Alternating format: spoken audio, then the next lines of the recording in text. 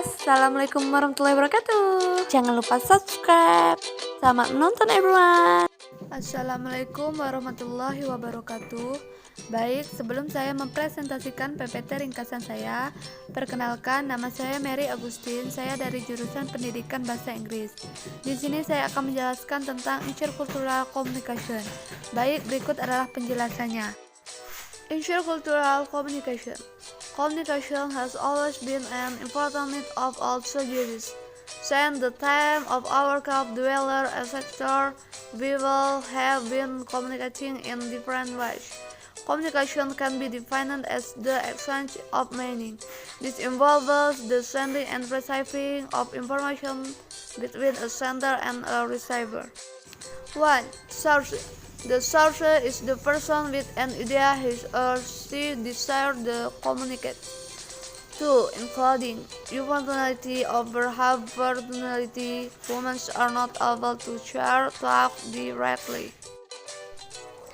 3. Mistake. The term mistake identifies the encoding talk.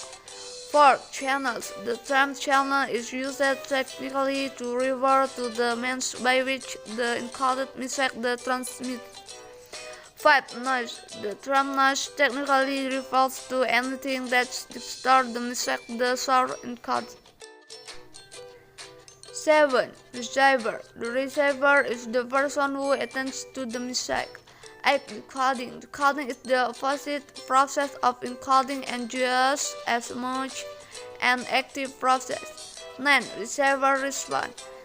It refers to anything the receiver does after attending to and decoded the message.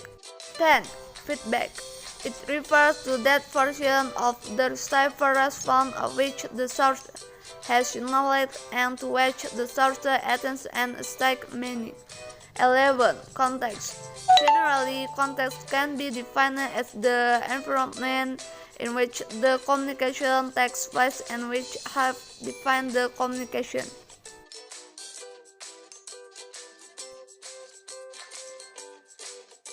Intercultural communication, sometimes used synonymously with cross-cultural communication, is a form of communication that aims to share information across different cultures and social groups.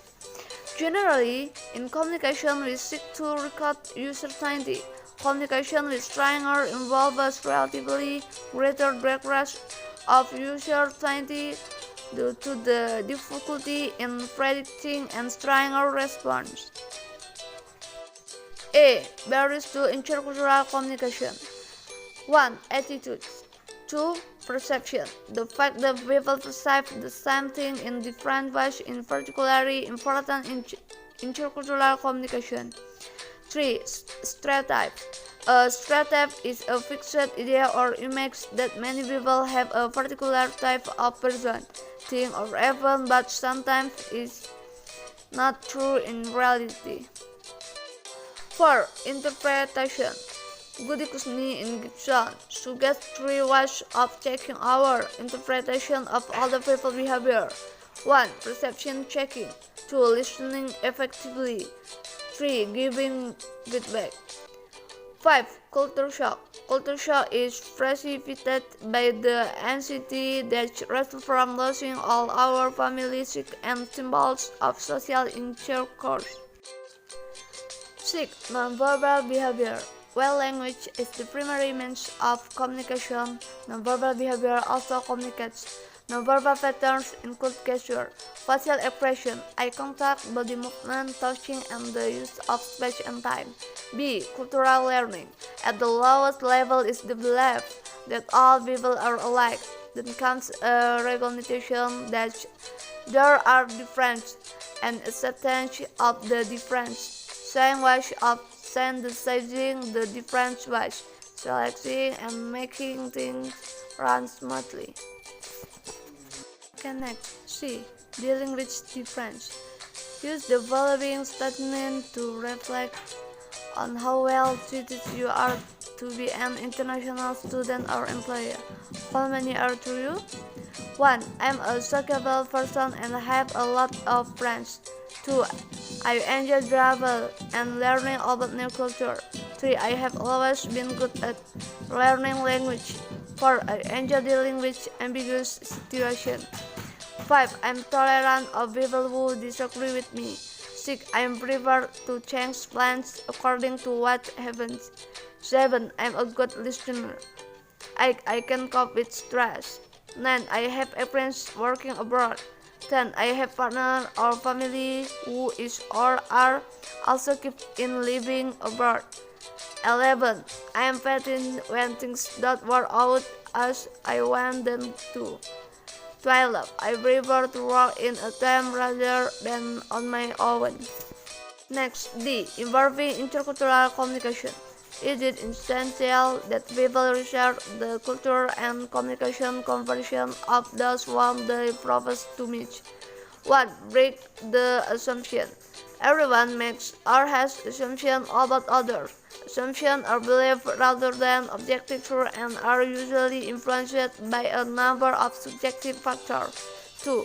Empathies. In order to come to appreciate and understand people from different cultures, empathy is vital. Putting yourself in someone else's shoes, you come to see or appreciate the point of view. 3.